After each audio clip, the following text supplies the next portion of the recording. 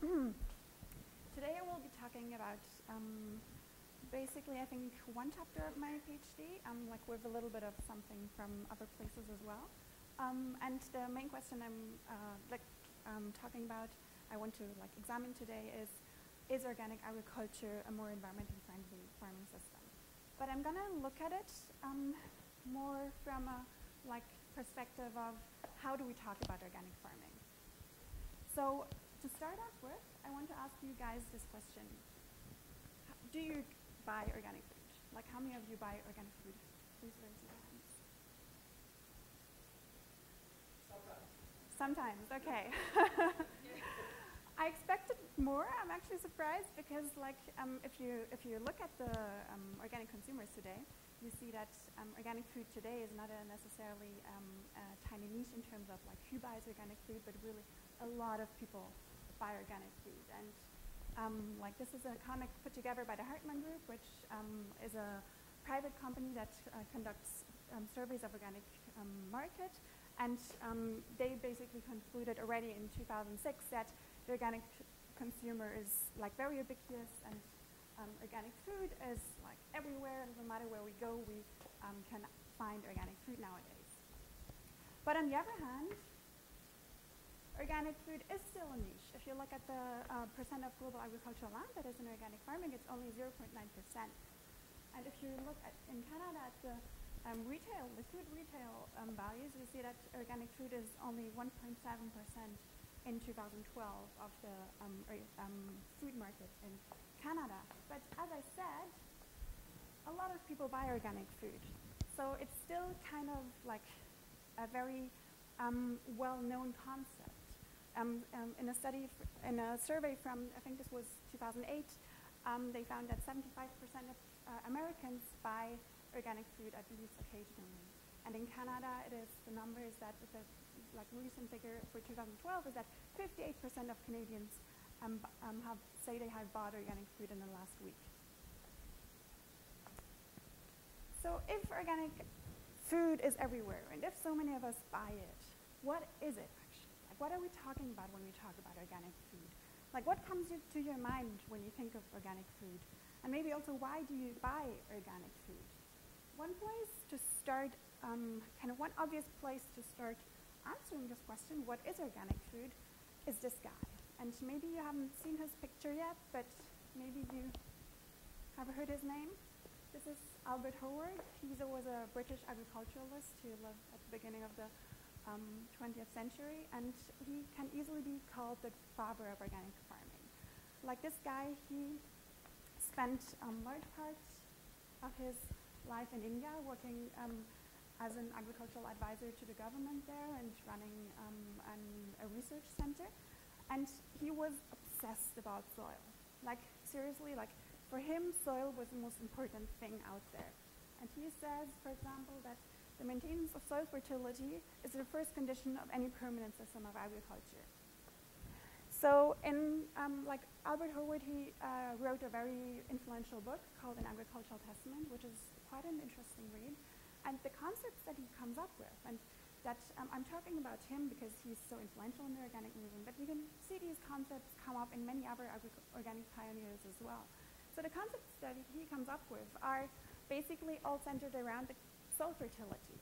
For these organic pioneers and for Albert Howard, soil was at the center of agriculture. In order to maintain the soil fertility, to cultivate the soil fertility, you had to balance the processes of growth and decay. Albert Howard, he often talks about a wheel of life, where everything is balanced between growth and decay, and you have to basically balance these two processes, and you do that by following the rule of return, which says that whatever you take out from the system, whatever you take away from the soil, you have to give it back. You have to give it back through compost or through some form of organic matter.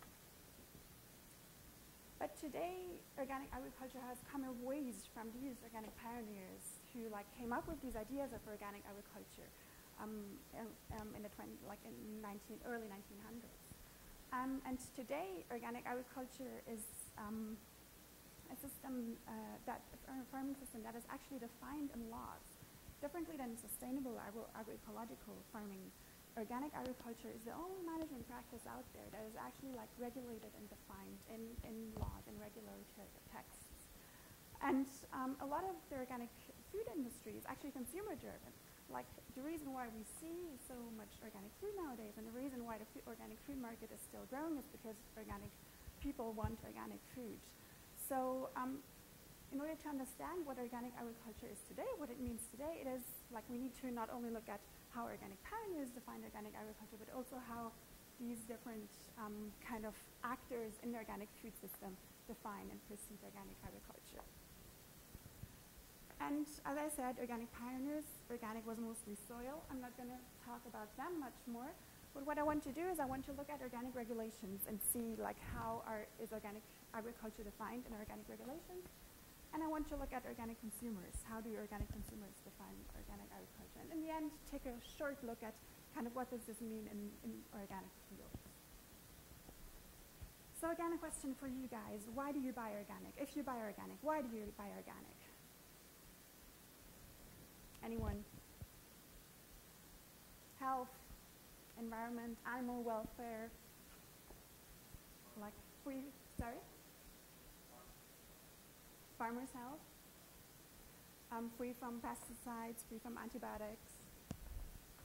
If you ask this question to a large group of people, what do you come up with? The typical answers that you come up with are things like absence of pesticides, no artificial colors, preservatives, absence of herbicides, absence of growth hormones, things like that. And I circled those answers that like indicate some form of association of organic food with health or with absence of chemicals of some sort.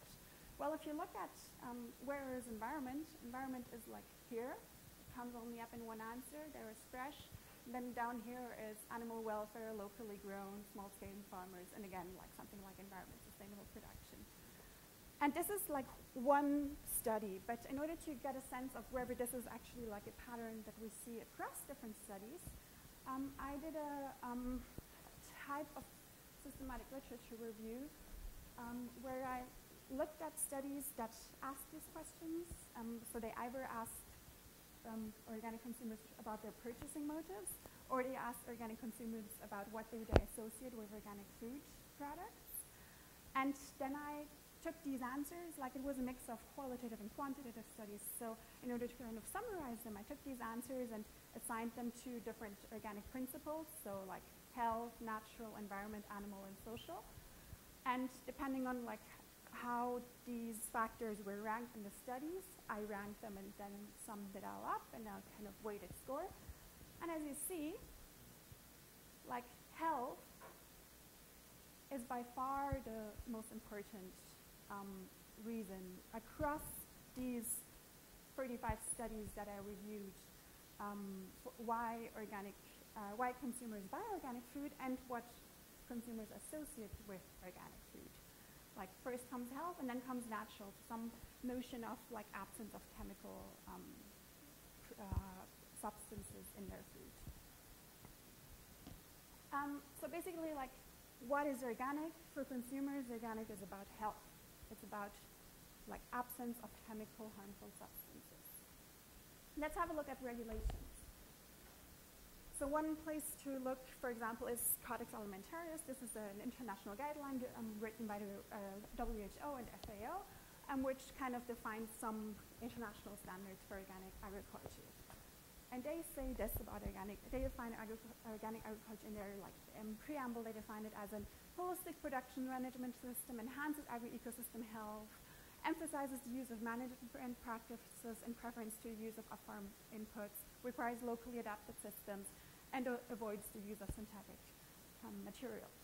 But I wanted to go beyond these lofty words used in introductions. I wanted to look at, okay, how do these regulations actually talk about organic agriculture in the way they regulate it, and the management practices that are required and defined. So what I did is I took a list of different management practices that are typically regulated and discussed in organic regulations, like from irrigation practices, crop rotation, tillage, pest control, fertilization, livestock practices, or processing and livestock transport and things like that. And I associated them to organic principles that they could potentially be discussed in. For example, if we take fertilization, it could be discussed as a natural concept, so like the avoidance of synthetic fertilizers. It could be discussed as a local concept, saying that as much as possible of the fertilizer use should come from on-farm inputs. Could be discussed in the context of soil, as saying that fertilization should improve soil conditions. It could be discussed in the context of water, saying fertilizing practices should ensure good health, good water quality. And so basically using this matrix, I went through and scored the different regulations from different countries according to these principles. And this is the result. So basically you see, like down here is the score. These are the different regulations that I went through, and these are the different principles. And you see that by far, the highest score was for natural. And then comes animal, so regulations spend quite a lot of kind of what their text on animal welfare and on some kind of livestock management standards.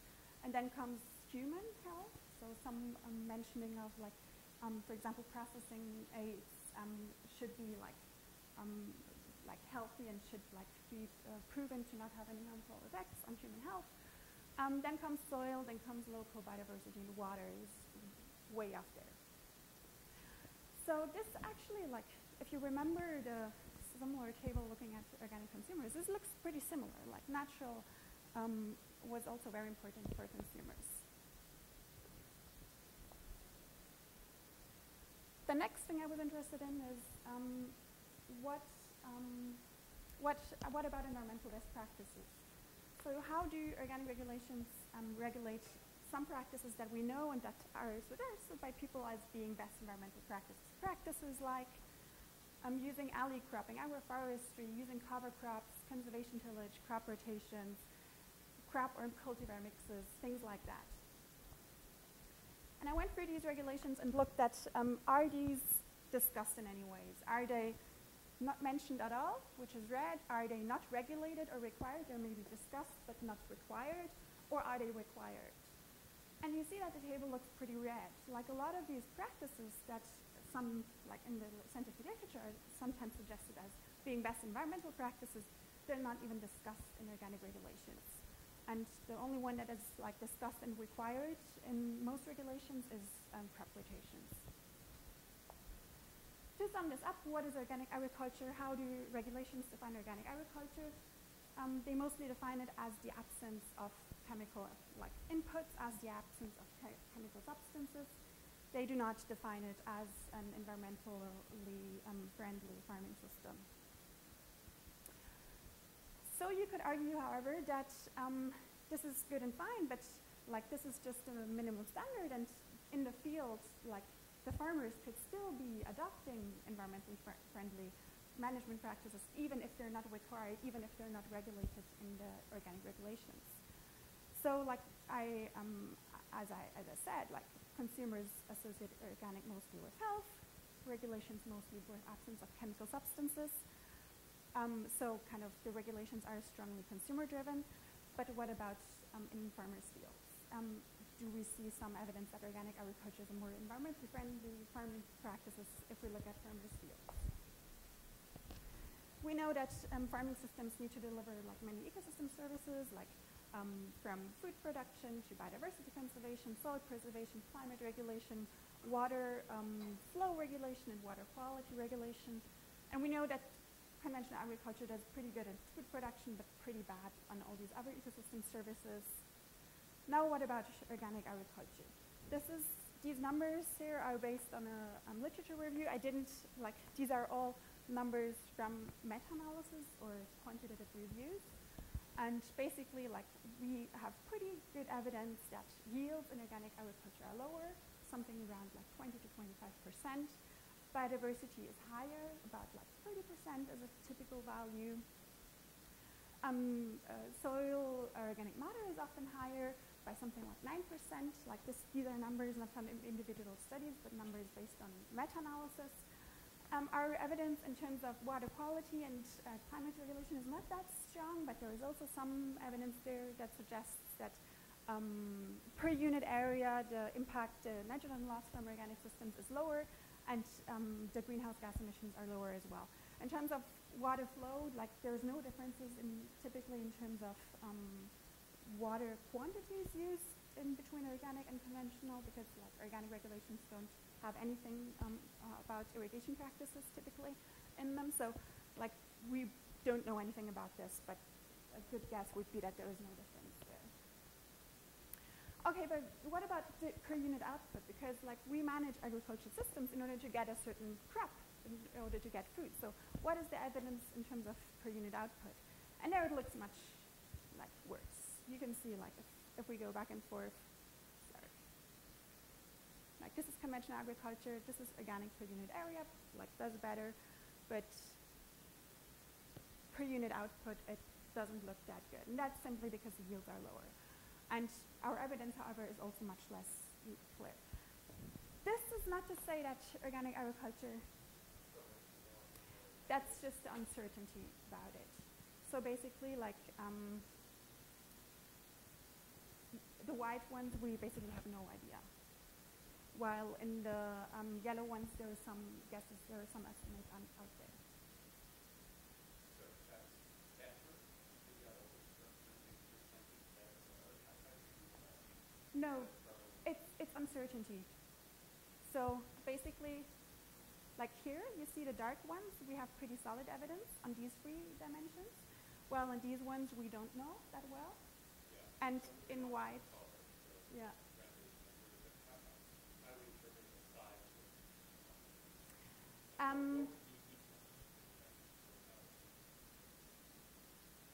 So it's basically like relative to these values. Sorry. Relative to these values. So this is conventional, and we don't know like, so the way I did it is that I always take conventional as the relative. And so these are the conventional values, and then depending on whether organic is better or worse, it gets a smaller petal or a larger petal. Does that make sense? This is the baseline, and this suggests that if you, in those where the petal grows, that's where organic does better. That's conventional. So like these organic petals are relative to the conventional baseline.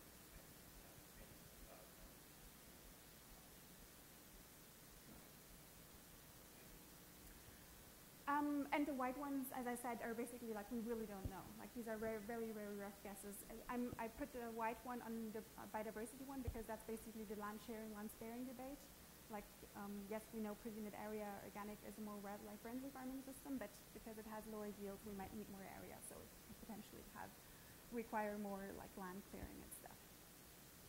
So this is not to say that organic agriculture is like necessarily can't be a more environmentally friendly farming system. It's just saying because as you see like per unit area, we still like it does look better, and this is on average under optimum conditions. A well-managed organic farming system can do better than this. These are average values which hide a lot of the kind of range that is behind that. But I think like what this is saying is that this is not enough. Like this is not really, per definition, an environmentally friendly farming system. So coming back to this, what is organic agriculture? Well, right now it's a very strongly consumer-driven farming system market, and because of that, a lot of the regulations focus on avoidance of chemical inputs because that's what the consumers want. However, if we want to get the environment back into organic agriculture, maybe we should go back to like some of these ideas that were originally perceived and conceived as being organic farming. So these ideas about soil, about ecosystem health, about that everything, we have to look at everything in a holistic way because everything is connected, and that if we have a healthy soil, we will have healthy plants, and we will have healthy animals and healthy people. And I'm kind of arguing that we need to bring the environment back into organic agriculture, not just that because we all like think that the environment, we need to like find farming systems that are more environmentally friendly, but also because in the consumer studies that I reviewed, yes, environment didn't come up very prominently as one of the most important factors why people buy why they buy organic food. But still, 75% of the studies that I reviewed, in 75% of these studies, environment still came up as a motivator for organic consumers. Even if it is not the most important one, it is still something that motivates organic consumers to buy organic food.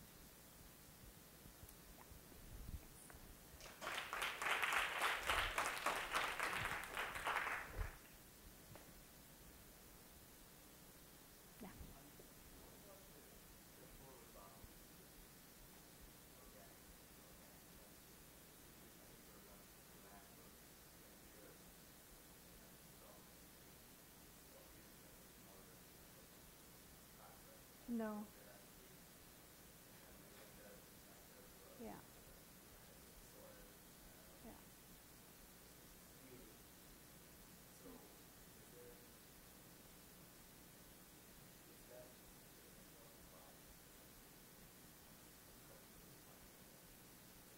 Mm-hmm.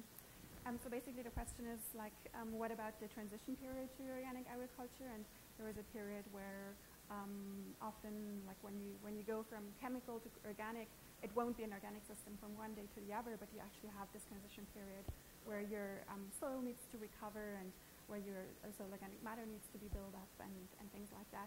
And that's also why you can't sell, typically in most countries you can sell an organic certified product if it's in the first 3 years after transitioning to organic agriculture. So the first 3 years after adopting organic agriculture, you typically can sell it as organic. And we know that yields often go up with time in organic systems because the soil needs soil fertility needs to be built over time, and also the farmer needs to learn. A lot of this kind of yield going up after this initial transition period is just farmer knowledge increasing, and the entire agro ecosystem transitioning to a new system, to a new state, which takes time. So yeah. So it's more of a really understood interfaces of body around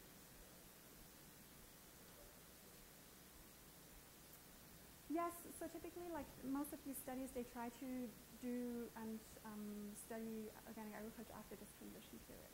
So they typically, in order to kind of study organic agriculture, you should look at a more mature farming system, which means 3 years plus, but then you could argue, okay, even after 3 years, your system might not yet be fully adapted and not quite mature yet.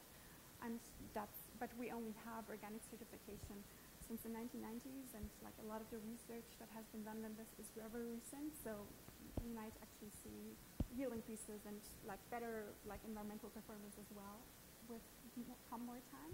Could be.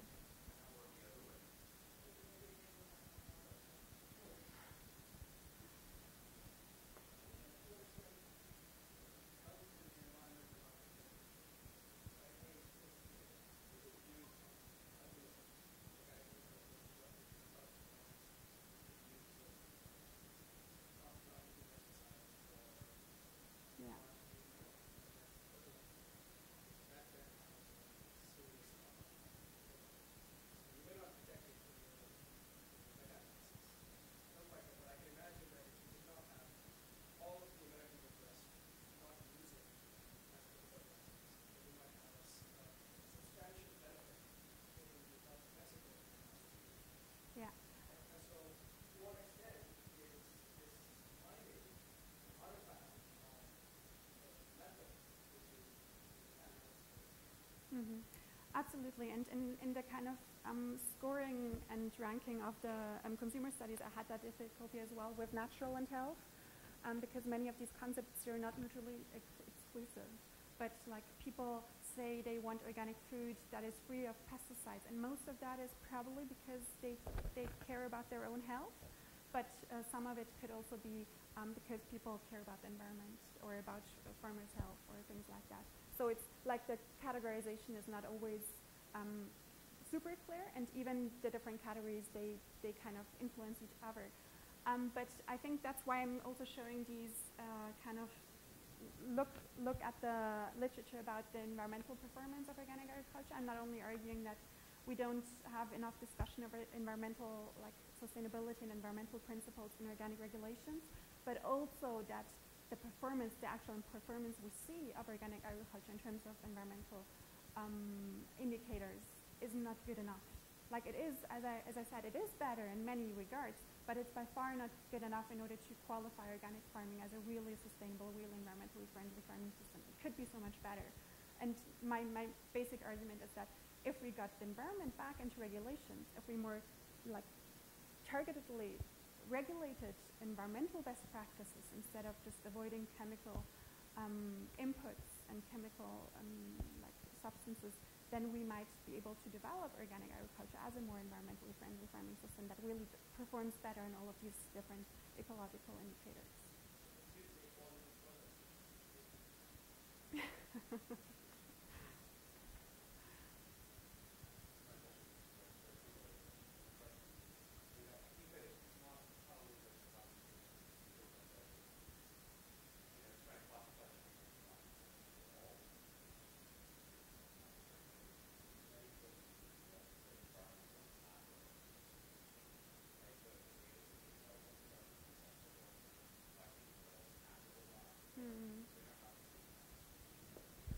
Yeah.